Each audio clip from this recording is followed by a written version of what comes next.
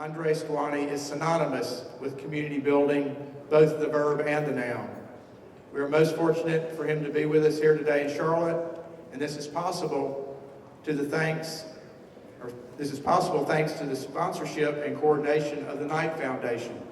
AIA has a treasured relationship with the Knight Foundation, and when they extended a hand earlier this year to explore the possibility of Andrés being with us, we were very receptive and most appreciative as the stars have aligned with getting the details of getting him integrated into our conference agenda as our lead-off keynote. So now on behalf of the Knight Foundation, which works to create informed and engaged communities, Susan Patterson, their program director here in Charlotte, is going to introduce Andrés Duany, notable planner, urban designer, and architect.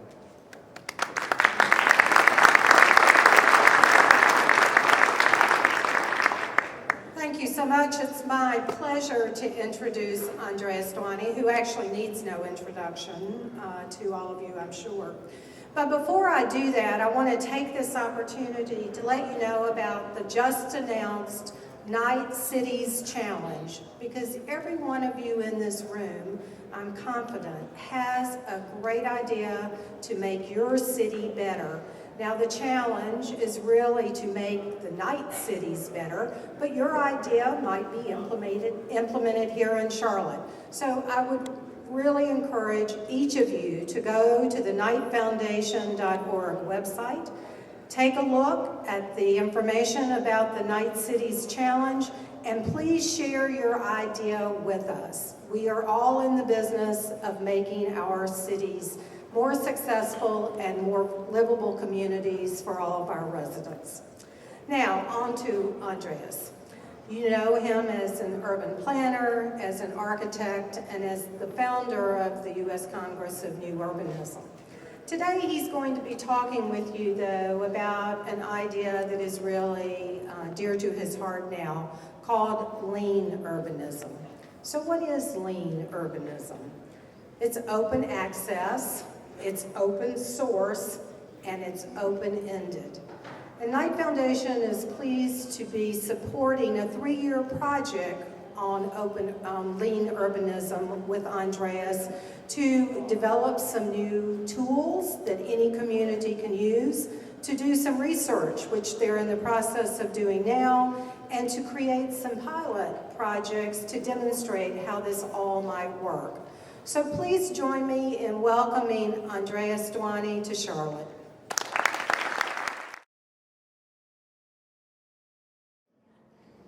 What has happened in the last, in my own professional life, is that we have inadvertently made architecture impossible for the young, the unsanctioned, the small, and the low-tech. The young, the unsanctioned, the small, and the low-tech. And you wouldn't know this because we're like frogs that didn't jump out of the pot as the water got hot. This morning, I received one of these great emails from the AIA again, alerting me that the code had changed, but not to worry, because they would actually teach me how to put up with it with a course. And my thought was, okay, so they're now complicating the egress requirements even further, which is almost inconceivable. And then I take their course and I get used to following that like a sheep to the slaughter. Instead of actually saying, well, why don't we push back and uncomplicate the code so we don't have to take courses? You know, the way it was in 1960. And I'm not talking about a long time ago. I'm talking about when architects would actually do and take responsibility and not have to do an extraordinary number of extra drawings to get anything done. It's in living memory. It's in my living memory what it was like. And it's certainly in the living memory of the architects who were practicing in the 60s that I apprenticed with. Absolutely.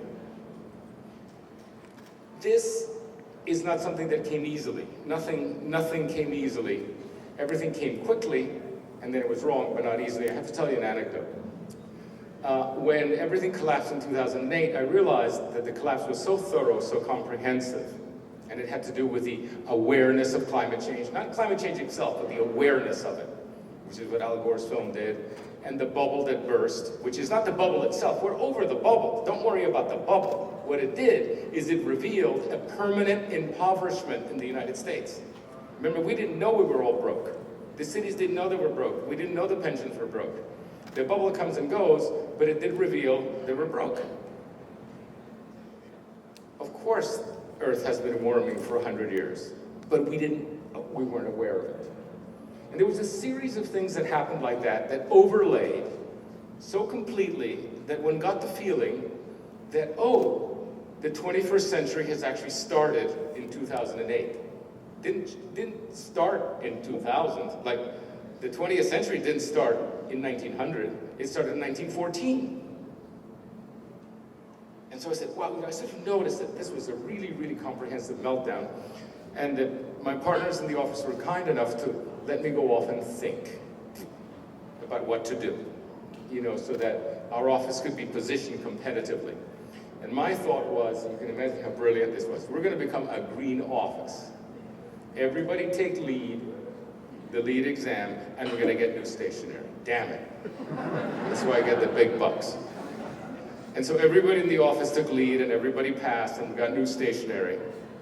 It was hard to do the new stationery, but we did it. And then I was doing a project in the Islas Perlas in Panama that had no infrastructure whatsoever. And you know how when you begin from nothing, green infrastructure really makes a great deal of sense because you can phase it in. So after we designed this wonderful green project about 2009-10, I was taken by our client to meet the minister who would permit it. And Panama is there isn't really a process, it's you. The minister likes you. And so I went to see the minister in his little high-rise in downtown Panama. And he says, and I was, for the first time in my life, actually presented not as an urban planner or an architect, but as an environmental consultant. Here's Andrés Duany, the great environmental consultant. I haven't done anything yet. And so the guy says, you're an environmental consultant, and he pulls out the phone. He goes like this, and he pulls out the phone, goes to a window, and this must have been in the 4th story. You could still open the window. And just like that, pretends to throw it out. And he says, wow, that phone hit an environmental consultant on the sidewalk, and when it bounced off his head, it hit another environmental consultant running around Panama. So then I realized, whoa, being a green only gets you to water level. You have to do something else. It has to be more than that. The second thing that really struck me was I was taught that one of the ways to get a job in an interview is to say whatever you were going to say, plus add to it, to the sentence, and it will be cost effective. Blah, blah, blah, blah, blah, blah, blah, and it will be cost effective. And I said, well, this works like magic. It's even better than, a 3D fly-through. And it was kind of, this thing about cost effective was kind of the credentials of a grown-up. Oh, you care about money. And it's not about meeting the budget, it's beyond that. It's cost effective. Sometimes it's a great deal of money, but you want to be cost effective.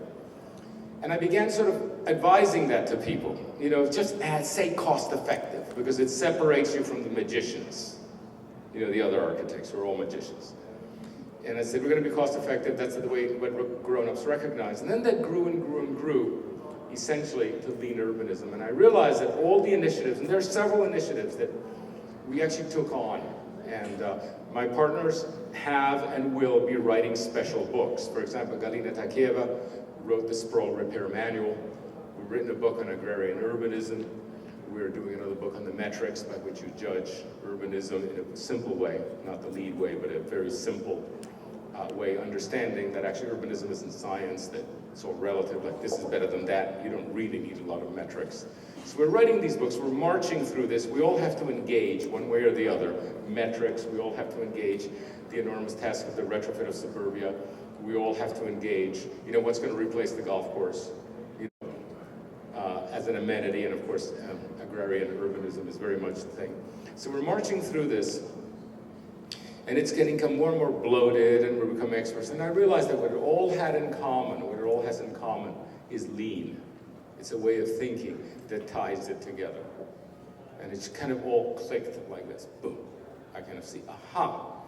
There's a standard that we call the lean seam, and you'll see why. It's a lean seam that actually includes and excludes things and ideas. So for example, as I look around here, all these yummy products, yummy products, and they're just so much better than they used to be.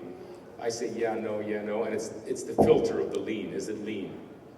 You know, can a regular person do it that's not particularly literate or expert or certified? You know, and you begin seeing the world that way. You begin seeing the world, you know, from a lean perspective. And so I was kind of ranting about this, particularly and this is the anecdote that really clicked. I was waiting to lecture in Detroit, and I had a whole morning, and a relatively young person said, would you like a tour? And I've been to 4 tours of Detroit before. You know, what's called ruin porn. You're taken by people who say, this was my high school, and it's like a hole in the ground, and say, you know, this was my, you know, they take you through this ruin porn that is a disaster, what happened there. And this person, and I said, sure, I haven't got anything better to do, take me around Detroit. He gave me 4 hours of an archipelago of Detroit, not the ocean of ruin, but an archipelago of fantastic things that were happening. Really fantastic. Renovations, new businesses, you know, artists doing this and that, everything. And I was so excited, I almost choked. When I actually came back to lecture, I said, let's just seen a completely other Detroit. There's a huge amount of activity there. Almost all of it is unsanctioned. And it's all done by young people. And I said, what's up with that? What happened? Well, it turns out that when we read about Detroit not having enough policemen, not being able to afford enough policemen and enough people to repair the street lights and enough people to, you know, take care of even the demolitions of the old houses, they also don't have enough money to pay for the bureaucrats. Whoa! So basically, you could get things done. And the young, incredibly networked and fast that they were, had said, we can't get anything done anywhere else in this country because of the oppression of the system, etc. But in Detroit, it's like a newly snowed field. The footprints are new. And actually, the bureaucrats would actually see the young people doing things, the few that were left, and say, kids, don't hurt yourselves. And guess what? I ate in the restaurants, and not only did I survive, it was delicious. You know, I saw the renovations perfectly, responsibly done for people by themselves, without drawings, etc. And there's this archipelago that actually said, this is what we need.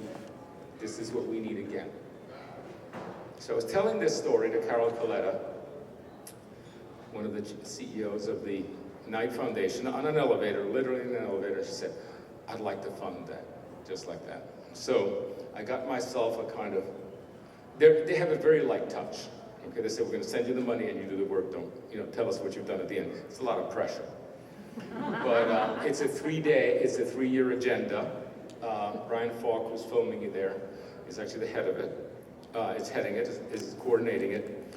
And we have a first year in which we are actually having meetings to see what the problems are nationally. And what we're finding is the same story everywhere, can't get anything done. And in some places where it's particularly bad, people are beginning to design patches and bypasses. It's very interesting how in California, for example, which is actually literally the worst, how they actually figured out how to meet handicap code without meeting handicap code. So there's already, you know, the society's already responding. So we began collecting this. We found areas of talent and areas of achievement, and we commissioned about 100 white papers, 100 policy papers. We've had the three meetings. We are now arranging the publication of this stuff, the videos. The next thing we do is run 3 pilot projects. And then after that, we basically, the 3rd year, we project it out. An enormous amount of interest in doing this, and not least from the architects, curiously. The young architects certainly, but even some of the older architects. And I hope to get back to one of the things, just something that makes it absolutely clear what it is that we're talking about here. Ooh, what happened here? Do I get to see my lecture? No. I guess not.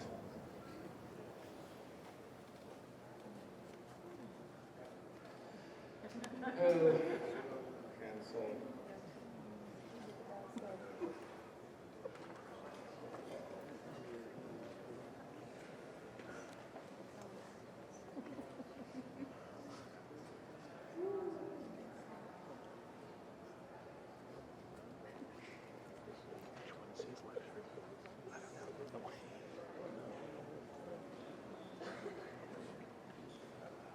Desktop, lead, lecture Charlotte.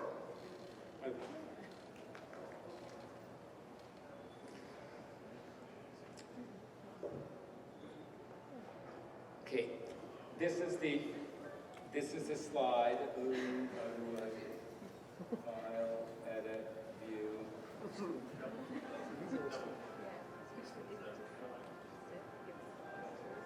Okay, double click this. Yeah, okay, got it. Play, got it, perfect. Okay, so, place here, play. Okay, so here's Detroit. This is what you're taking, the most spectacular ruined porn on the left, and of course the unbelievable good food by young people on the right. You know, whoa, self-interest. You know, we're going to do it right. Why should we open a restaurant and start giving people diarrhea? I mean, why would we do that? Of course people, you know, why should I renovate a building and actually subject myself to danger? You know, why would I actually, you know, these are little grown-ups, is what the young are. They're actually little grown-ups, particularly the ones that have the wherewithal to actually, they have the initiative to leave Brooklyn and go to Detroit. You know, those are like the pioneers that went west in the first place to colonize the country. It's a class of person that's extraordinarily interesting. Now, guess how old we were when we designed Seaside? 30. Look at the kids, and the developer was 35. How did we get Seaside done? You know, we had this idea that we wanted walkable communities. We went to the old towns, we measured them, we realized what they were like, and then we just kind of drew it up and proposed it. And people said, sure, kids, do it. If we had run into any impediment whatsoever, from any traffic engineer, from any banker, from anybody who wanted things done now, we would have collapsed. Because we had no arguments to support it except empirical evidence. We would have collapsed. But back in 1980, like a different planet, there was no process. You just said, they said, why don't you give us a drawing here, notify us when you crank up the bulldozers and tell us when you're finished. It was unbelievable. Now, and we designed several new towns in the proximity, it requires the best lawyers and environmentalists in Florida for 4 or 5 years to get something that everybody wants. Because they say, we can't wait to get another, the whole smart growth policy, the policy of the county is to build more seasides. You still go through this agony of getting it done. So that actually the Robert Davises can't do it anymore. It has to be only the multi-billion-dollar corporations. I am not kidding. The St. Joe's, the Leucadias, the multi-billion-dollar corporations are the only ones that can do it. People this age have been completely disempowered to do much smaller things. And by the way, people of extraordinary skill have been disempowered. Arquitectónica, you remember that building? Average age on the left is 26 years old. You know who did it? Now I need 40-year-olds just to prepare the drawings to meet the mutually contradictory handicap codes. I mean, it's astounding what has happened, and if you don't remember what it was like, you've stayed in the pot and been boiled. Now, what do the young people in my office do who are really bright and have a lot of initiative? And I hand them a code. I learned about codes by reading the City of Miami code that was maybe 1/4 of an inch thick. That building, the code for that building, met in every way, in the coolest possible way. We could manipulate it. The whole was paid for, all this stuff. That was a code I distinctly remember. It wasn't exactly a pleasure, it never is, but it was a quarter of an inch thick. Now, it's several volumes, and when I give it to a young person, they go, meh, they won't do it. They will not responsibly read the code. And I used to say, you people have no discipline. The young have no discipline. And I realized I wouldn't have had any discipline, and actually it's the only intelligent response to that kind of thing. So I handed to some boiled frog 45-year-old to read the code. And I think that too many of the most talented young people are dropping out of architecture and doing other things like art and video, which are the last two businesses you can start without a permit. They haven't figured out how to get you to become a permitted artist or videographer yet. But don't try making a cookie, because even that you need a license for. Don't weld two pipes together. Don't try to weld two pipes together without a permit. It's amazing in my lifetime. So what has emerged out of this? Because the young they're no slouches. Tactical urbanism. The most interesting movement. The exact opposite of Rem Koolhaas, extra large. The exact opposite of Frank Gehry with all his fantastic programs in which he can write his own programs. It's so elaborate, so astounding to do these astounding buildings. The exact opposite. You know how Rem Koolhaas has XL, L, small, medium, large, extra large, right? S, M, X, XL. There's also XS, extra small. And the extra small are the mammals. Now that everyone's a dinosaur, now that everybody requires, the most advanced, by the way, and the AIA and the educational establishment is so complicit in these programs, in these incredibly elaborate programs that regular people can't do anymore, including the old frogs can't even do them, that they're actually sneaking in. When the dinosaurs occur, the mammals come in. And you can see the mammals being tactical urbanists. And you should get their book. And by the way, just a little personal anecdote. I'm asked to write a lot of prefaces to books, which I enjoy doing because it's like writing, it keeps you sharp, book review and everything. But normally the author for whom I write the preface thanks me. What an honor, what an honor, what an honor. Oh, you're writing my preface. When Mike Lydon asked me to write the preface of his book, I said, Mike, I am so honored that you asked me. It was totally reversed. I was so honored that a young person would actually ask me to do this. And so what I've learned as an urbanist is that it's not about, that urbanism in fact is quite large and it's quite complex, but the really interesting thing is time. And one thing I've learned to do is when I see, by the way, architecture is very large and very complex, but it has to be delivered in a time frame. Urbanism has a huge time frame. Seaside is 35 years old, Kentlands is 25 years old. It takes a long time before all the pieces are operating. So as an urbanist, you learn that time is a huge tool.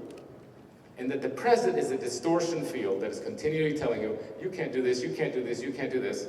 When you're an urbanist, you say, why can't I do this? Of course I'm going to reserve sites for schools and churches. And of course, that person who opposes me, he'll be dead. Why should I pay attention? And when I go into a public hearing, and all the NIMBYs are actually quite aged these days, and I say, yeah, well, it's not for you, don't worry. And, and so you begin to actually look at the 20-year-olds as 45-year-olds, and the 30-year-olds as 55-year-olds, and you begin getting this kind of lens in which you see the future. So whenever you see somebody young onto something, the whole thing gets adjusted. As an urbanist, you say, time. So as the net got bigger from urbanism and more complex, as we began entering the fields of infrastructure and the fields of, to be an urbanist, you have to, it's more, you take on more and more fields, sociology, economics, but really the important one is you begin to understand the young. That's really, and you're very, very curious about the future. And it kind of makes you a futurist, really. You're continually saying, how does this end? How does this end? Okay, we have, etc.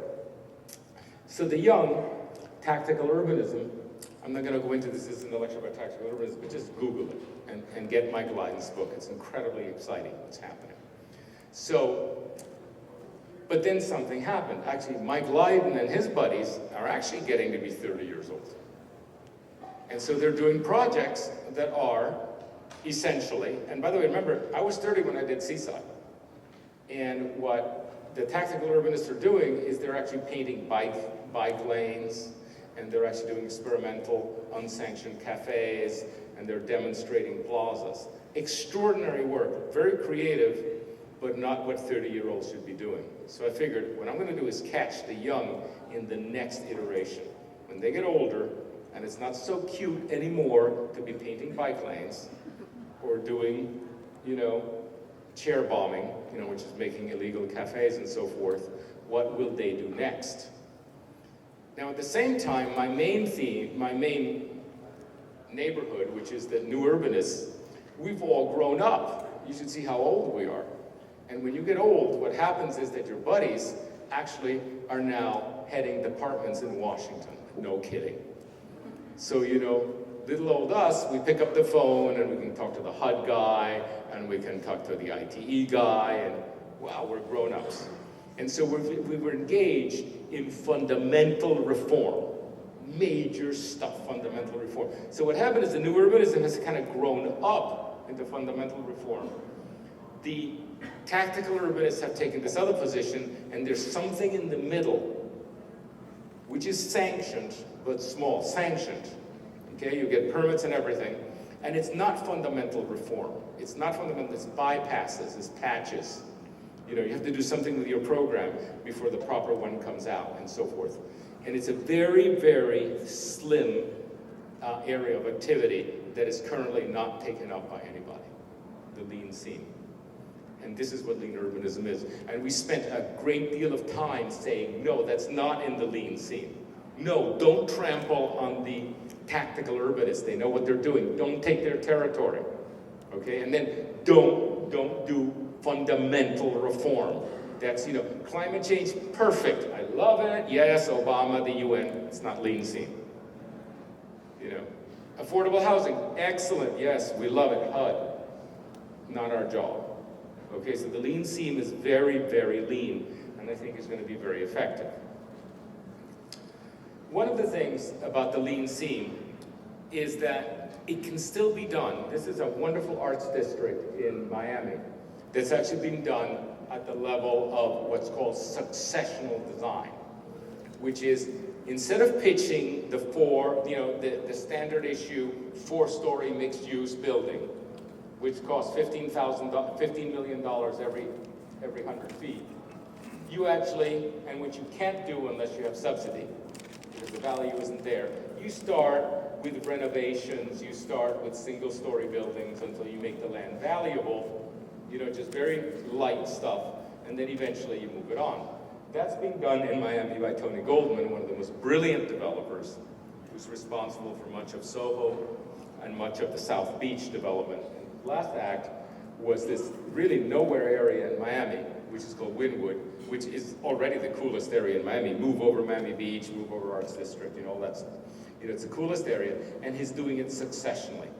He's starting with asphalt, he's starting with AstroTurf, he's starting with graffiti, he's basically paying for cops like that, etc. It's worth it of a lecture itself. The problem is that it took the expertise of Tony Goldman to pull it off. You see, yes, of course you can do this stuff if you have the best consultants in the world. The best lawyers, the most experienced people. So the whole idea of lean urbanism is to pick up what the grown-ups know. It's not about, actually we have very few young members. It's about culling the expertise of the old folk that grew up with the system. And instead of telling the young people, hire us or wait till you're old, we actually package that know-how, that expensive know-how, and make it freely available.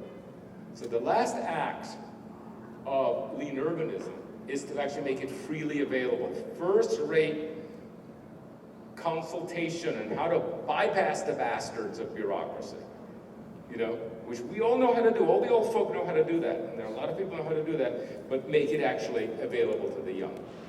And that's really the operating system. So when you see us meet, it's not a bunch of young people meeting. They're being tactical. It's a bunch of old folks getting it ready for a graceful handover to the young people, to leaving them a platform which is similar to the one that we enjoyed when we were young. It's really what it is. It's kind of restoring the world to a place where it's still possible to act, as opposed to what it's become. So lean urbanism,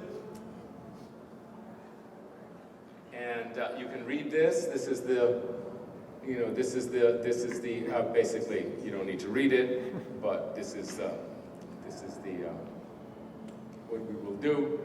These are the 3 books. There's the Charter of the New Urbanism on the right, which has now grown up and become, as I said, we can engage essentially with presidents. I mean, I have met with extremely important people in European countries. It's normal when you get to be a certain age. They're the tactical urbanists, and I want you to all get that book because it will raise your spirits. And then right in the middle is lean urbanism. Okay, let's talk about youth. Okay. We forget how young people were when they got things done in the old days. Okay, Frank Lloyd Wright was already a mature architect at 26. And by the way, I'm sure that house didn't have to go through too much bureaucracy to do that. Okay, World War II was won by average age 20. There were captains that were 20. There were generals that were 37. And one of the things that is extraordinary is how old our bureaucrats are, and how little understanding there is between the kind of enthusiasm, the way I see them not able to communicate with the young people. They can't communicate with the 25-year-olds. And one of the tools that we're going to mint, and we're going to try in Montgomery, is actually to twin up the old bureaucrat that knows everything that can go wrong with a very young one in all the great positions. And not one that is under the old one, but actually twinning them up. So you can go in and talk. You want experience? Fine, here's the old guy. Okay?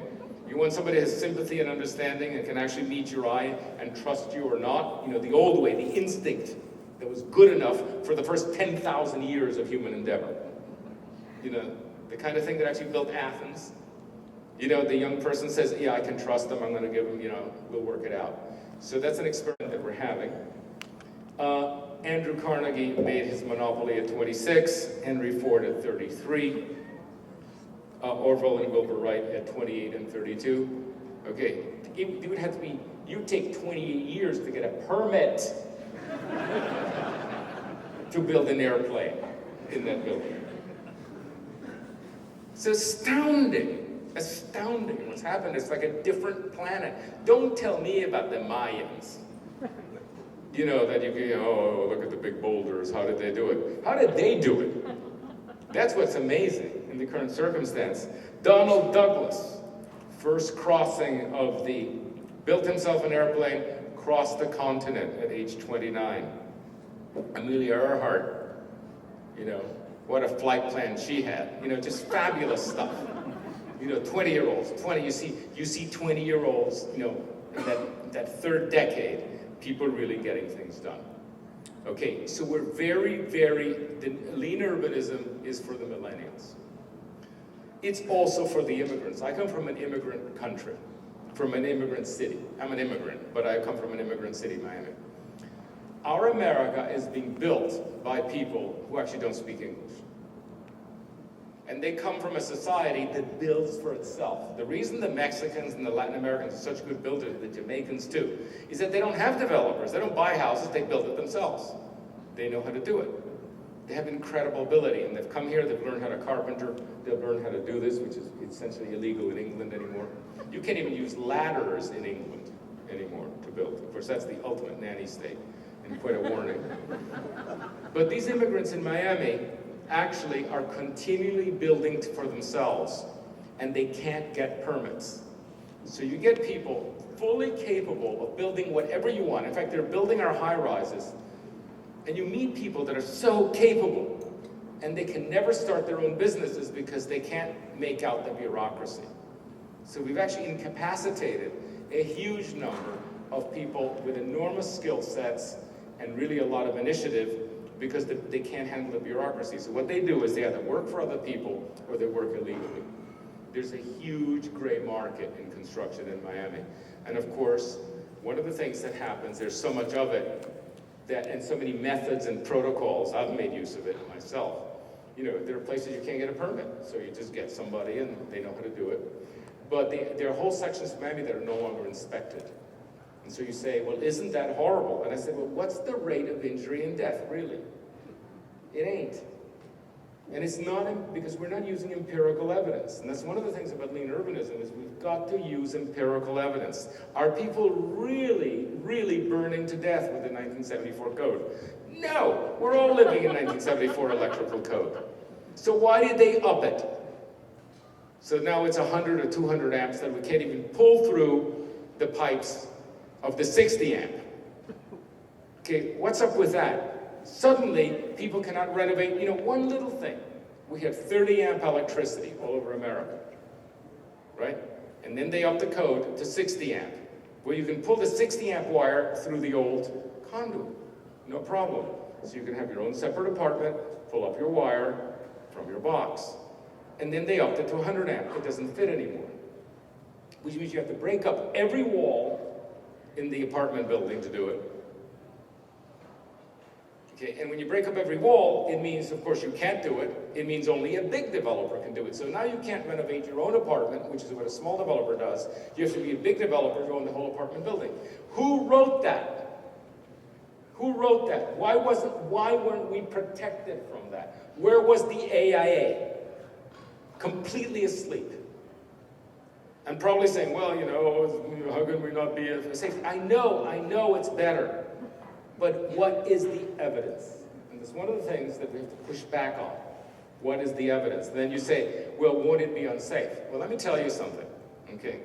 As an architect, I spend an enormous amount of my budget, not to talk to the contractors, but to talk to the bureaucrat, to prepare drawings that just have to be filed a certain way.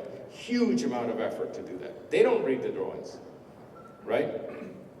And then what happens is if anything goes wrong, and I've got my stamps all over, you know, months of getting stamps, incredible expense. I have a guy that does nothing but get permits, and I get sued.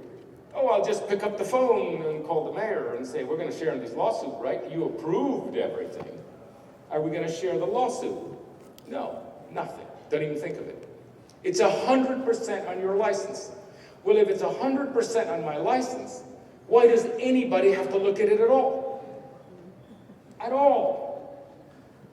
I'll take it on, I'll self-inspect, and you know what? I'll save so much money that I can put quite an expert person on the site the whole time. I can put 2 people to inspect on the site the whole time. So you get these people that have no architecture education, who are terrified of their jobs, that can't give you any slack, they don't understand what the hell they're doing or anything works. They overbear on us. The inspectors are not only paper bureaucracy, but inspection bureaucracy. And in the end, it's 100% my problem. So just leave it to me. 100% my problem, I'll take it. I will take 100% liability. And by the way, that doesn't change one bit what my liability is. And that would be so lean to do that.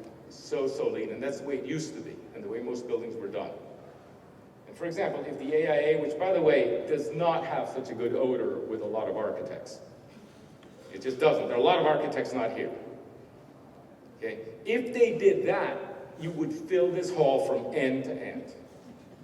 And what would it change in the world? Nothing. We're still responsible. Why aren't they fighting those high school graduates that are now the fire marshals who can't even read a drawing? And at the same time, spending a huge amount of time preventing people from becoming architects who have incredible skills but just can't pass the exams. In fact, today I just got something from Architecture Record about some new standard on the hours. I cannot keep up with my courses. The courses I have to take every year, I can't. I'm going to be thrown out of the AIA. This year they're going to throw me out because I can't take those courses. They're too boring and I don't need them. And besides, I suspect I did one on granite counters. Oh my God.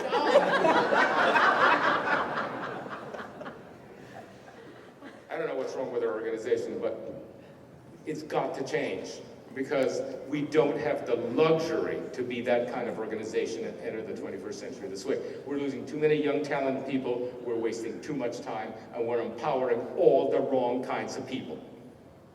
You know, the lawyers, the bureaucrats, it's absurd what is going on. The immigrants, we're interested in them. And then just the common folk. The number of people at Seaside that designed their own houses, and it was the most pleasurable and interesting thing they've ever done. I've met so many people at Seaside because we actually pre-negotiated the situation for them. We created it. We created what we now call a pink zone. A pink zone is a place where the red tape has been reduced, negotiated down by the experts. We said, we got the overall permit, right? We'll handle the inspections, we'll handle this stuff. And so we created an environment in which regular folk could design their own houses. That pleasure should not be denied to people. We architects, you know the pleasure of getting something done, the pleasure we have designing our own houses, the pleasure we have designing other things. This is something, I think it's extremely cruel, the way we have taken that away from people. You know, one of the great rights, you know, people say, oh, you know nothing until you've had a child. Well, you know nothing until you've built your own house. Okay, that really is a wonderful experience, and it's been just exterminated. You know, exterminated by careless people. So we want to empower the people who are not experts in a protocol we call the pink zone. Pink zone is an overlay zone in which the experts pre-negotiate the situation. Remember, we're not reforming the codes. Okay, that's what the CNU does, Congress for the New Urbanism. We are actually digesting them and actually establishing the thresholds so that it becomes much, much easier to operate in a designated area. And we're going to try and do it the first pink zone in Montgomery, Alabama. In Mobile, Alabama. There's a lot of evidence of people being able to do themselves in the hurricane of, the agony of Katrina. When we arrived to do the work that we did, funded by millions of dollars and so forth, 6-7 months into it, and it took many years to do it, the Vietnamese community was already in place. They had rebuilt and they were active, already in place. What they did is they ducked, right? The billions were flying, the bureaucrats were coming in, the Vietnamese who know very well about bad government, because they lived it for a long time, just ducked and did it. And it's one of the great stories that we want to tell in this initiative, the Project for Lean Urbanism. The absolute absurdity of Brad Pitt's follies. They say, well, this is actually cost effective. First of all, even the disclosed costs are completely out of control, and the hidden costs and subsidies are enormous. And yet, what do our magazines do? Our magazines riveted, absolutely riveted in the house on the right. Well, there were hundreds and hundreds and hundreds of houses, like the one on the left, that were cost-effective, built all over Louisiana, all over Mississippi by the thousand, and our architectural record couldn't deign to even notice that. It's absolutely obsessed by essentially modernist form and missing the real story. And there are lots and lots of people who think that actually it has to be subsidized, it has to be Brad Pitt, and it has to look like the one on the left, on the right. And you can see what the very real effects are, because our single instrument of projecting architecture to ourselves and to the world, which is architectural record, is completely deformed by an obsession with the avant-garde. And I am among them. I'm one of the very few people I actually know that actually opens that magazine. And I do it because I have to argue about it. But really, the thing to do is I don't look at it anymore. It has nothing for me. And that's, it's not one magazine. It's the one magazine. It's the one for an association that represents actually just a very, very few architects who have patrons. But they don't have customers. They never deal with anybody who has just mere clients or mere customers. It's always the patron, and it's a completely distorting lens. They're very serious things, because of course, One of the results of climate change is that it will happen. We're not going to be there in time to prevent these disasters. And the architects are actually marginalized. They will build a tiny percentage of the houses. They will get all the publication. By the way, another story left to be told is how little was transferred, the $1 million competitions and things that the architects are now doing for New Jersey, and nothing is getting built.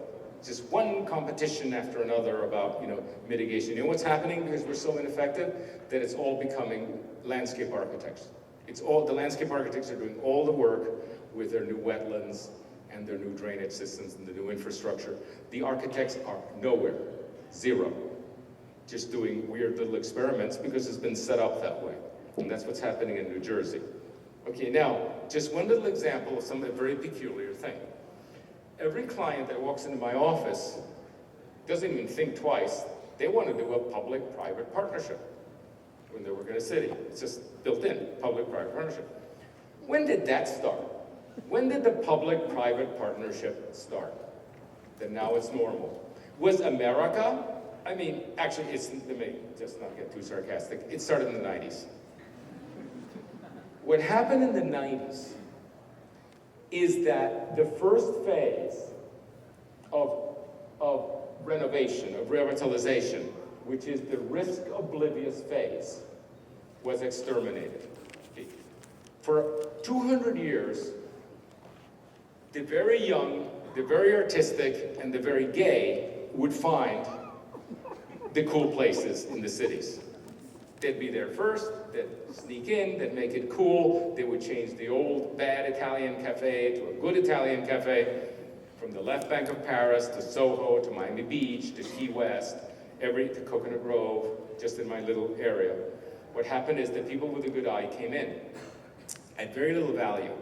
They weren't inspected.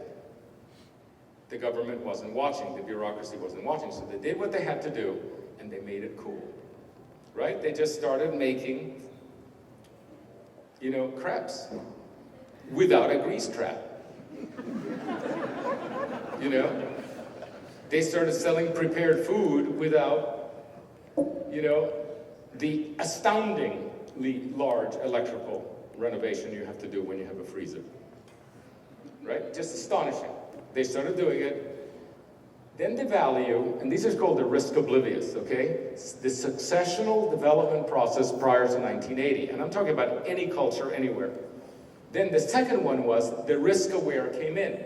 Once the values were high, the developers came in and got the permits because the differential was there. They could actually get the permits, do the proper renovations, there was still a profit, right? And then finally, of course, as we know, it's already happening in Brooklyn, the risk adverse, which are the dentists from New Jersey, they move in. Which, by the way, is essential. It's like death. Death needs to exist to make room for the next generation. As the dentists from New Jersey move into Brooklyn, the risk oblivious move into the Bronx, and they move into Queens, and then they move into Detroit. Right? Because they can't afford it anymore. It's absolutely organic. There is nothing wrong with this system. It cannot stabilize with the bohemians. It has to have the dentists. Otherwise, the bohemians don't move on. So what happened is, we have eliminated the first phase. The bureaucrats now inspect right from the beginning. And so people say, I've got this downtown, we need developers. And the developers come in and say, yes, I know, but we can't actually meet the code. It's much too expensive to rip out all the fire stairs and sprinkler everything and remove all the asbestos and put triple glazing. It's much too expensive when the market isn't there. So what happens is we now need subsidies, public-private partnership. You see, that's what happened. We eliminated the organic system, and now it's simultaneous. Absolutely, the bureaucrat on the left, the developer in the center, and the dentist from New Jersey right from the beginning. That's the secret. It's no longer organic. Government made it impossible. So now government has to actually produce the subsidy to enable it. Think about this. You always have to say, how did we colonize this country? How was it done in Soho without public-private partnerships? How was it done all over the generation prior to ours? And why can't it be done anymore? And the reason is that now codes are applied to the maximum from the beginning. So you can't ever do a soft successional renovation. It's always the climax condition. The building as climax condition. We want to do something with Atlanta. We want to do something with Charlotte. Oh yes, the 7-story mixed-use building with the parking garage. Let's just go for it. And where are the young people pushing pencils for the big developers instead of being developers themselves? And why are they so not charming, our renovations? Because they are sublimely uncharming, and with all due respect, Charlotte is relatively uncharming, as is Atlanta, compared to any old place, renovated the old way, where the little buildings could be renovated by many small developers. Now there are no many small developers, it has to be a very large developer, and so you lose the urban fabric. You get this grotesquely overscaled urban fabric, and it's the result of bureaucracy and of codes and how you get to the place. The cutting tools, we have a whole series of cutting tools, which is subsidiarity. One of them is subsidiarity. Subsidiarity is who decides what. It doesn't always have to be decided at Washington. The International Building Code, oh my God, who came up with that? Because you could travel. You could actually go and do stuff in Atlanta, or you could do it in the rural county, and it was a different code, and if you didn't like it, you could go to Alabama. You could immigrate internally in this country until you found your temperature. And now it's blanketed, the International Building Code. Everywhere you go, it's the same. Everywhere it's gold-plated, okay? Instead of actually allowing decisions. But decisions made at the level of the building, at the level of the block, at the level of the community, at the level of the region. And our government was set up this way. Washington decides certain things, the state's another, the municipality. But the code writers don't do that anymore. They can't stand that. It has to be uniform, coming out of the center. By the way, if you're going to see how badly that ends, go to Europe and see the profound discontent with the faceless bureaucrats that you have no access to, who actually are writing the codes, and it takes a very, very expert set of lawyers to even get the most benevolent, the most reasonable interpretation. That's happening in this country now. The second one is the lean seam. This is the lean seam. There's a whole series of variables here. The ones on the right are being done by the CNU, fundamental reform. The ones on the left in white are well in hand with the tactical urbanists. What's left is the center. Okay, I'm not going to get into this, but this took a lot of discussion to get into that lean seam. What it is that we do, and one of the things we don't want to do in this initiative is do anything that anyone else is doing. As soon as somebody else is doing it, we say no longer in the lean seam. We're not piling on. Okay, if there's a reform going on, we're not piling on. We're going to stay slim and do what needs to be done. So after much discussion, there are 7 platforms: lean building, lean development, lean business, lean green, lean regulation, lean infrastructure, and lean education, which we've since called lean learning, because it's not really education. We have new heroes. We have new heroes. One of the ones that is the most astounding, we have this thing. We say, okay, well, the Mormons, right, polygamy, yup, and there was some Brenner Pass. Didn't they kill some people back in 1886, I think it was? Well, disqualified from consideration. Okay. Well, there's something very right about the Mormons. It's the fastest growing religion on earth. They have actually more people in this country than actually the Jews. There are more Mormons than Jews, which is astounding in terms of a successful group. And one of the things they do, they laid out in the 19th century, okay, between 1855 and 1895, they laid out 537 cities, towns, and villages. 537 out of nothing and without a banking system, by sheer organization and the system of successional development. They actually had rules. This is what you did. This is what happened. And they created the most astounding wealth. They're buying Florida now. It's an amazing organization, absolutely amazing. And we're saying, you know, we as new urbanists have always gone to where we found success. Anything works, we're interested. And this kind of thing, the late 19th century, and Brigham Young, by the way, Brigham Young was secondarily a religious leader. What he was primarily was a management genius. He took hundreds of thousands of penniless immigrants, you know, from Europe, and created an empire in very, very short order, and created wealth and culture. An amazing management genius. He is the Henry Ford of urbanism. Okay, the British Empire didn't even approach this inefficiency. We have our heroes, and they're different from the ones before. So what are our precedents?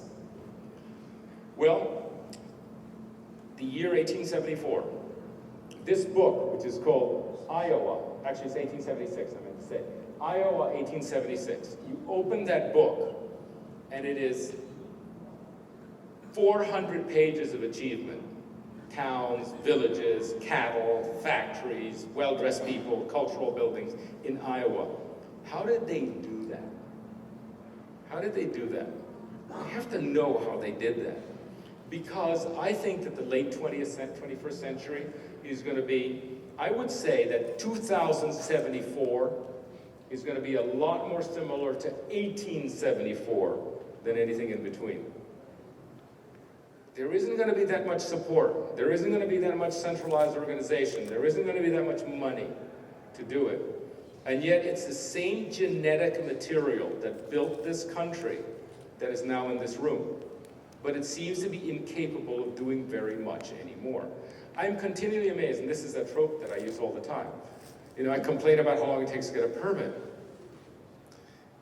And so eventually I needle them, and they say, Mr. Duany, how long do you think it should take to get a permit? And I said, this is in California. I said, what about it should take less time than the Second World War? Do you think I could get a permit, you know, in less time than it took your grandparents to win the war? And for a little house, like for example, let's say you want to build a driveway in England, they asked me, they said, why does it take 3 years to get a driveway? You know, I didn't say that. They said, it takes a long time. I said, Mr. Duany, what do you think it should be? And I said, so then I did a very prominently a calculation. I said, I don't think anything in England should take longer than 11 months and 10 days. Why? That's what it took to conquer Western Europe from D-Day to the fall of Berlin. Do you think you can give me a stamp in that time? It's completely absurd. Like, look at this. Like, think about this. Just think about this. How did we get to be so passive that we put up with this? Because it happened very slowly. Okay? And it's only the old folk that know this. And if we deliver this world to the young folk, that is it's not that we've bankrupted them or ruined the atmosphere. That's not. We've actually incapacitated them from actually doing their mission. So we've not only ruined it, they can't even do their mission because it's all in the hands of high-level bureaucrats. And that energy of youth, that incredibly cost-effective energy. Let me just tell you a story. Like, somebody gave us $30,000 to start a retail shop in High Point.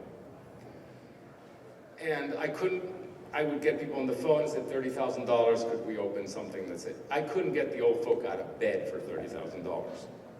I got 3 young people to start 3 restaurants with $10,000 each. One of the things about youth is that it's fantastically cost-effective. They have very little tail and debt. You know, they will live with each other, they'll live on mattresses, they'll put in their energy. It's a huge multiplier. People under 30 are a huge multiplier. And you know, my father had a crazy idea before he died. He said, you know, why don't we take everybody's retirement fund, you know, that money that we get after 65, and have them sign for it when they're 20. Knowing full well they won't get it when they're 65, but at least they can use it when they're young, when they have the energy. And of course, what they will do with that is actually multiply that tremendously, so by the time they're 65, they won't need it. It's just we all wait until we're fully capable of doing anything, which is what happens to old people, and then we say, out you go when you have no more energy. It should really be that reverse. So the whole thing of lean urbanism is the young. 1874, look at that. 10 years into it, Iowa. Fantastic. And then there was another precedent. I live in a place called Coral Gables, 1924. Remarkably fast. This is the largest new town of the 1920s, including the Russian new town school, Coral Gables. Very young developer. And successional infrastructure, successional urbanism, and right from the beginning with universities, rail stations, and everything. How did they do that in 1924? And what is it about us that we can't do it anymore? What is it about it? I mean, they didn't even have faxes, let alone internet. They hardly had phones. How did they do it? They traveled by train. Okay, and I think that's really worth exploring. And then, of course, my own experience, Seaside in 1984, in which we just did it, and we did it successfully, and we were lucky as could be. People say we're so lucky to have gotten so many things right. We're so lucky to not have run across any impediments. That's what the luck was, because it would have exterminated the ideas and compromised them. For example, that bowl there, which is used for it's the auditorium. That bowl there is actually the drainage system. Now we would have to have a chain link fence around it. That's the storm drainage. And by the way, we couldn't afford to connect to the real infrastructure, the big 19th century, the big infrastructure that was 10 miles away, and we just did our own infrastructure. We built our water system, by the way, all used equipment, including the sewer. And then, of course, there's 2014, and I think Detroit is the one to watch. That's the poster child. That's Detroit. Watch Detroit. It's where the action is, and the young people know that. Just watch it. But watch it not from the point of view of its demise, but of its rebirth. I just alert you to this. It just flows in. This is the one place in America where you can get things done. This is not the precedent. This is Meisner Park, typical 1990-2007. Absolutely ridiculous, and we're still pitching this. But of course, now it needs enormous subsidy to do it. Mixed use, yes, you got it, okay? Mixed use, walkable, everything, dense, blah, blah, blah. Totally irrelevant to what we're confronting in the 21st century. Now, what are the cutting tools? Subsidiarity has to do with lean governance. You allow people to decide, not in a centralized way. The bureaucracy might exist at the level of the household. It might exist, maybe the permit just has to be at the level of the street. These immigrants, what they do when they don't get a permit? The immigrant contractors that I told you about in Miami, they just negotiate with the neighbors and say, look, is it okay, they're gonna renovate this house. If we don't make noise before 8 o'clock, if we hide the truck, do you mind? Maybe in the future you're gonna do the same thing. And so they actually negotiate people not turning each other in. By the way, something about bureaucracies. They stay in their desk. They don't come out until you alert them. They're very obtuse. Now, once you alert them, hell. They're there every day, kicking the tires every day. But they won't really find you unless somebody turns you in, and the contractors have just worked it out at the level of the street. And then there's the level of the community, etc. And one of the things we've already worked out is a protocol, like this one, about how to go about. So this would be a little package saying, do you want to do something without a permit? Something serious. You want to do something without a permit because you can't possibly afford to do a permit, or because you don't want to change all the electricity to 100, follow these rules. So this would be a typical deliverable of this. And then there is the cutting tool, which is the transect, which is the urban to rural transect. Not too long ago, the codes and the protocols were completely different if you were in an urban county or in a rural county. Because people are always saying, oh, people are going to fall off the 100th. I mean, how can you not get a permit? I said, I'm not talking about a 100-story building. I'm talking about thresholds under this. And one of the things we've done, we're not reforming anything, but we have a very expert developer who actually knows, he's made quite a good living knowing exactly where the threshold is before the handicap code kicks in, before the elevator kicks in, before the second means of egress kicks in, before, what can you start? And that kind of thing, there are thresholds. It's not absolute everything gold-plated, but if you stay within the thresholds, and you know what they are, you can act. You can act without that that overbearing gold plating that suddenly kicks in? What does it take that you can renovate without actually replacing all your windows? What does it take that you can renovate without changing all your stairs? You know, that kind of thing. And that has been, that's expertise that needs to be transferred. The rural to urban transect is very important. You begin a certain way. There's certain ways to begin with the gravel road and the split rail fence, and then as you mature, you get more and more and more expensive and finished materials. It's successional design is built into urbanism. You begin one way, you begin with mud roads. I mean, just think of Manhattan. Manhattan began as a shanty town, and then it became a 5-story brick city, and then it became a 10 to 20-story stone city, and now it's a 100-story glass city. But it wasn't a glass city from the beginning, the way Atlanta is pretending to be, or the way we're setting up, you know, the ring cities. You know, there's a way to do it that is built in. We're also finding old technology, which is fabulous. Okay, the original macadam roads in Scotland are still there 110 years later. Unbelievable. Okay, unbelievable. By the way, and the porous concrete roads that I laid out 10 years ago, been replaced twice. Don't tell me.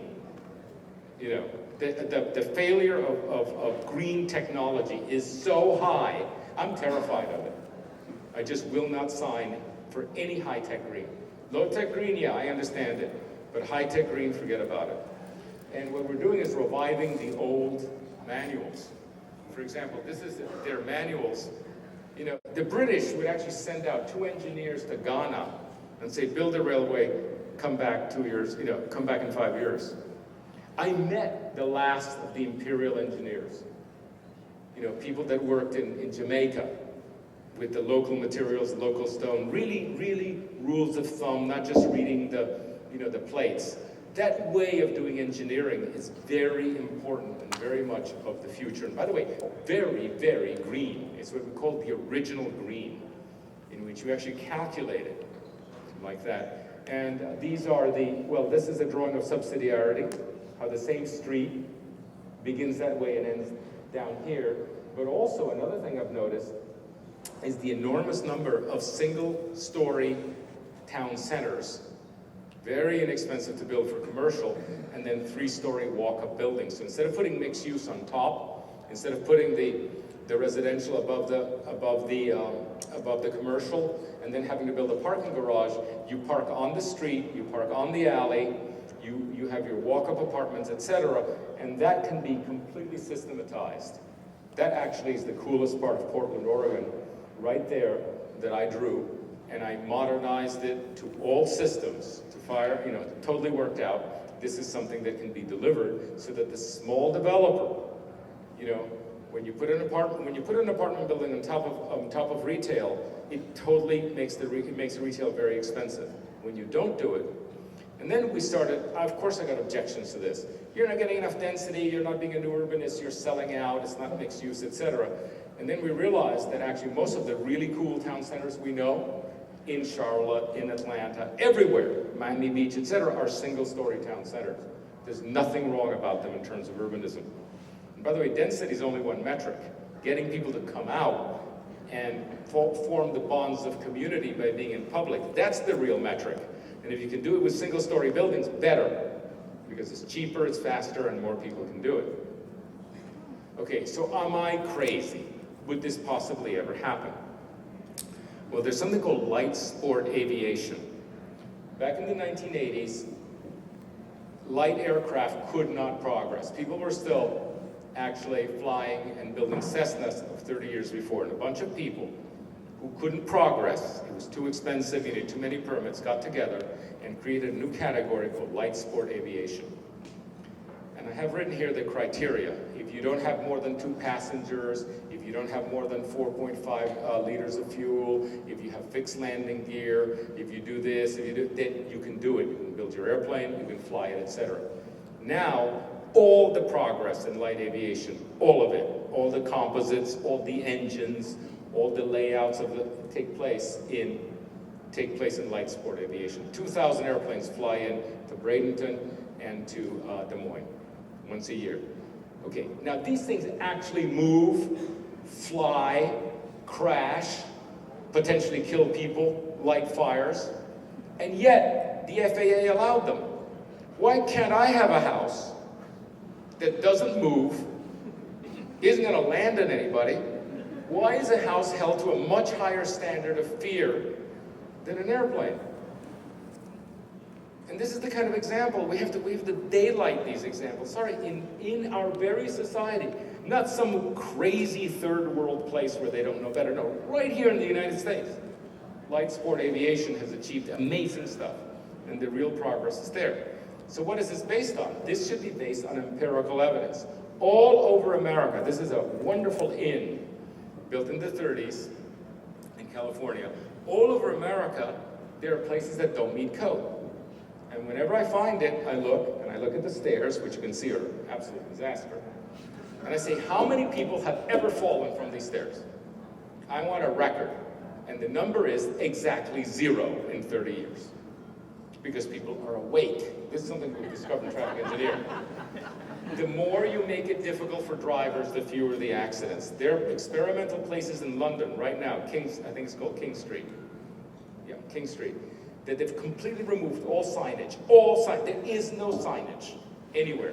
It's a major thoroughfare, 4 or 6 lanes, right in the middle of London. They remove all signage, all accidents have dropped because people are awake. When you're sort of, nannied all the way through, you're asleep all the time. And this is the kind of thing which, there are 2 standards. There's the AIA-NC standard of reasonable care, which of course escalates to the maximum. Reasonable care, whoa, no one should ever fall, right? That's reasonable care. Then there's also empirical evidence. Has anybody ever fallen? Do we really need rails this high? Do we need, that kind of thing? And it's just right in front of us, but it's a whole different lens. And the thing is, not only does it give us more freedom as architects, freedom that we need. I mean, we're about to engage designing 300 square foot units in New York. Do the stairs really have to be that way? Have they really banned every single other way? Are winders not possible? Do spiral stairs need to be a full 3 feet? All this stuff, like where's the evidence that we're in trouble?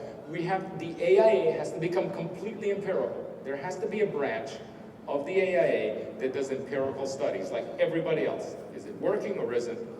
And have our own standards. Not to eliminate the others, but say there's an alternate standard.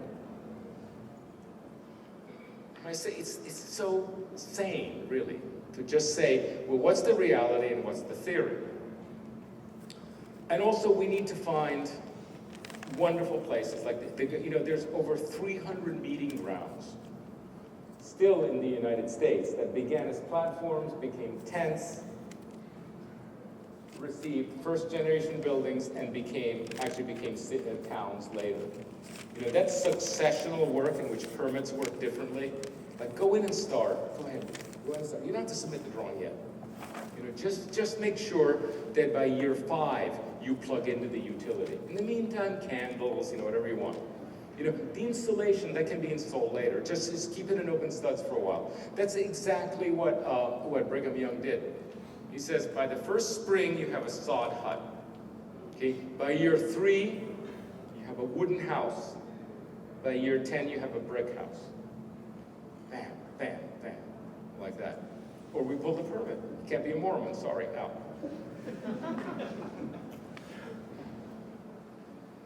There are places that have emerged. This is Horn Ecovillage. This is when the SAC bombers went to Scotland, a place in Scotland, in the air base, the RAF base of Findhorn. Protesters came in because of the atomic bombs. And this settlement became a permanent protest that became a town. And is now gentrified as one of the greenest towns in England. And it has its own system of doing everything and everything. This kind of thing, because right now we have, it's all Richard Rogers Masdar. The green, and here's an agenda, okay? Green has become high-tech green. It's universally high-tech. LEED has an incredible bias to high-tech. It has an incredible bureaucratic bias. And yet there are ways to be green that are not the old way. I was in an English country house of the Elizabethan kind with the wonderful windows. You know, the wonderful, really big windows that were like lofts. And I asked the Lord, it was perfectly comfortable, and I asked the Lord, how do you make it through the winter? Because you have this beautiful single pane. How do you make it through the winter? And so he went up to the window, and he grabbed this gorgeous curtain, made out of some thick velvet, pulled it across, and said, haven't you heard of curtains? He said, your grandmother would have known the insulating value of curtains. So now what happens in England is they have these fantastically high zero carbon standards. The windows are all German by people who would have been U-boat designers because they're terrified of one atom of oxygen getting in. And they go like this, ka-chunk, ka-chunk. Have you seen those in Europe? Ka-chunk, ka-chunk. Exactly like the U-boat movies. And they're dreadful. They look dreadful. They feel dreadful. There is no opening the window like that, like in the old houses. It's all the highest tech possible. And then you say, well, could I please keep my old single pane window? By the way, Scotland is being destroyed. They have a very austere architecture, very dependent on mullions. Okay, the texture of Scottish towns is mullions. They're all eliminated because you can't do the zero carbon windows with mullions. So you get this blank, terrible, looking horrible. And when you say, there's a curtain, why can't we count a curtain? Why can't a curtain count? They said, well, this is government saying, well, we don't know whether they'll pull the curtain. So we just assume an idiot. Well, what makes you think they're going to set the temperature right?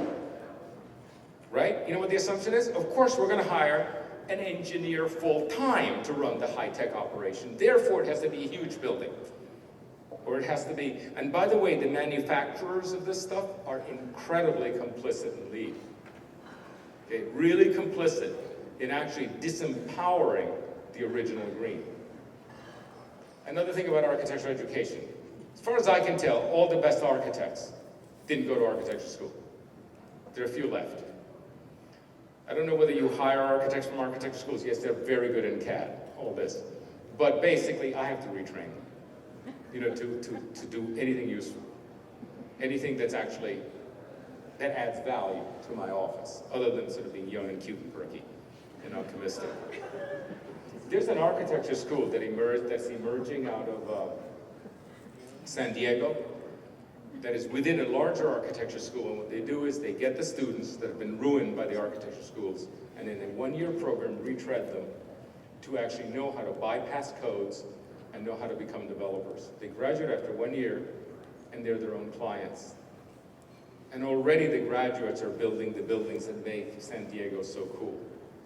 So that's an architectural school. Now, lean urbanism was going to propose an architectural education based on this. Was going to propose a new kind of architectural education based on apprenticeship, based on know-how, based on targeted knowledge, basically being a small developer that is also a designer and knows how to get permits and how to speak to a banker. Because actually, you know, you need this kind of suit, and then you need that kind of permit, and you need to know how to talk this way to the bureaucrat. You know, all this kind of stuff, extremely empowering for small-scale design. And it turns out that there's a school, the Woodbury School of Architecture. And if anybody asks me, where should I go to school? There, no second. There's not even a close second. They're barely accredited, of course. Okay? And then there are the wonderful places that you say, well, what's the incidence of injury and death, since none of these 4x4s actually theoretically hold anything up, and what about them railings and all this? Well, you know, this has been around for 100 years. Yes, somebody broke their leg in 1972, I know that, but so did they in, you know, the fully permitted buildings. And then there are people like this. This is one of our heroes, Dan Camp. He's a designer who bought a very poor area of Starkville, Mississippi, and started building so well that basically he no longer has to submit to the bureaucrats. They just trust him. Of course Dan isn't going to do a bad job. He's always done a good job. Why does he have to do drawings? So Dan is there with a sketch on the site, doing everything properly. So there's a different kind of qualification. It isn't just a professional qualification of school, but the qualification of your reputation. And by the way, that is so common. It's so common.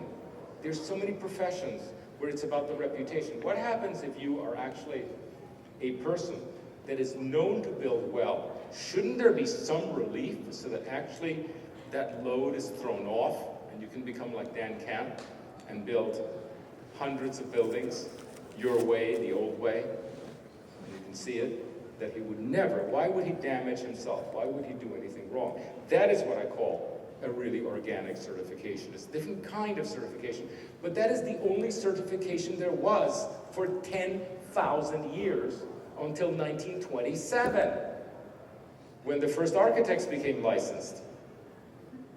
And when did they erase apprenticeship? Why did that happen? I'm meeting architects all the time that were wonderful architects, that were apprenticed. Why was that permitted to be erased? So now everybody goes through exactly the same pipeline, the same school, the same test, the same high tech, the same everything. What's the evidence that the old guys used to do a bad job? None. Absolutely none. Fantastic self-organizing principles, Burning Man in Nevada. What's the lesson there? 10 rules. And you get a whole bunch of really unruly people behaving in self-interest. We're going to study this as a case study. How does that happen? What about that efficiency? That's a 19th century efficiency. 10 rules, feeding themselves, keeping themselves more or less healthy. Amazing that that's done. And then there's the whole new aesthetic. One of the things I learned about these containers, which now are used for everything, is that they actually never met fire. They've never been tested for a fire code. You know, you just sort of slipped in, nobody's dying, so let's do it. In fact, what's killing them is that now they've been discovered and you have to insulate them and do everything properly. And so if you have a new container and you renovate it for housing, it's not less costly than anything else. They've actually made it as costly as anything else, if not more. It's easily $135 a square foot, but uncomfortable. At least it used to be $40 a square foot and uncomfortable. Well, that's worth it.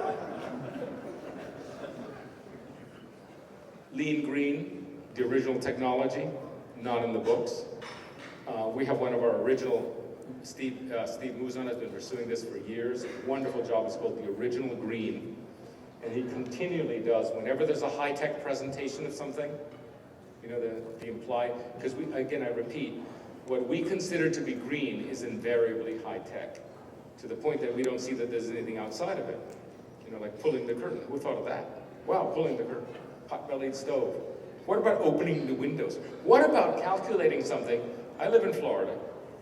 I didn't have air conditioning for the first 8 years. Okay, am I allowed to do a building without air conditioning? And therefore, no need for insulation, just studs and windows that fully open? No, that's not in the car. It's not allowed. The assumption is that you're going to have air conditioning. Therefore, you have to have. Therefore, you have to have these windows. Therefore, you have to have this. Therefore, you have to have the seal. But there's another way to do it. And so we're going to write a standard that isn't LEED and that is going to be called the lean standard.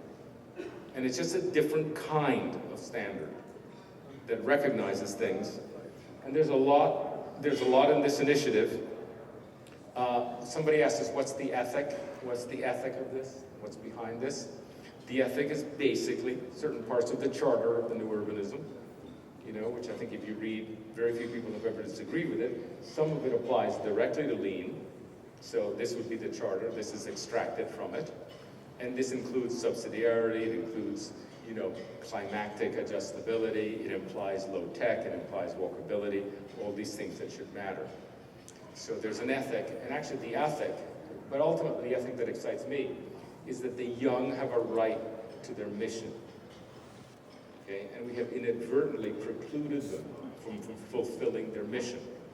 What they do is they simply become supporters of the world, or complicit in the worlds that we have created inadvertently. And if we, the old guys, don't clean it up and deliver an approximately clean slate to them, they will not succeed in the problems that we're confronting. So it's really terribly important.